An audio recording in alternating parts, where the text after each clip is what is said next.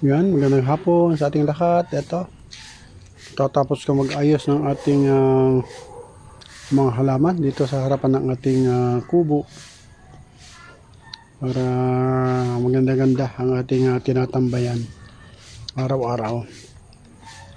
Ayos natin ang ating mga halaman dito.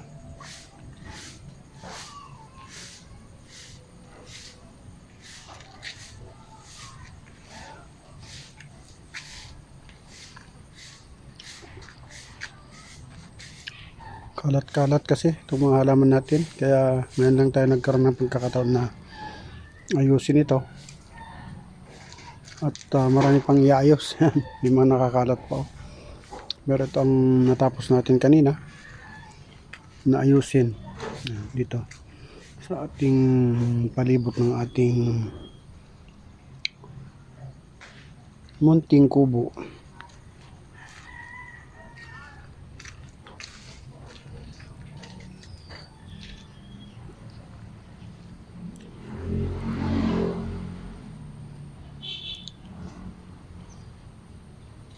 Ganda palang tingnan pagka nakaayos. Ito yung nag-iisa lang nating halaman at ito rin nag-iisa lang. Sana makapag-propagate tayo. So ito yung ating kubo, nasa tabi lang ng ating lutuan ng kalan, yung kalan na di kahoy. Yan, imbak na rin natin yan yung ating mga pinutol na mga kahoy.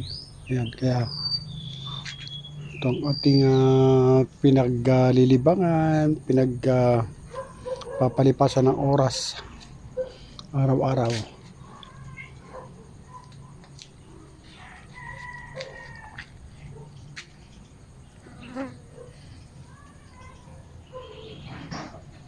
Nakaka-relax kasi pagka makita natin ang ating mga halaman. Maliban sa ating mga gulay ay mahilig din tayo kasi sa mga halaman dahil bahagi na ito ng magandang bakuran na halaman at mga gulayan. Yan, marami pa dito. Marami pa tayong halaman dito na iayos. Hindi pa siya talaga naayos lahat. Mga bougainvillea. Ayan, naayos ko pa. Ayan, so maraming salamat sa inyong panonood. Ayan, God bless everyone. Thank you for watching.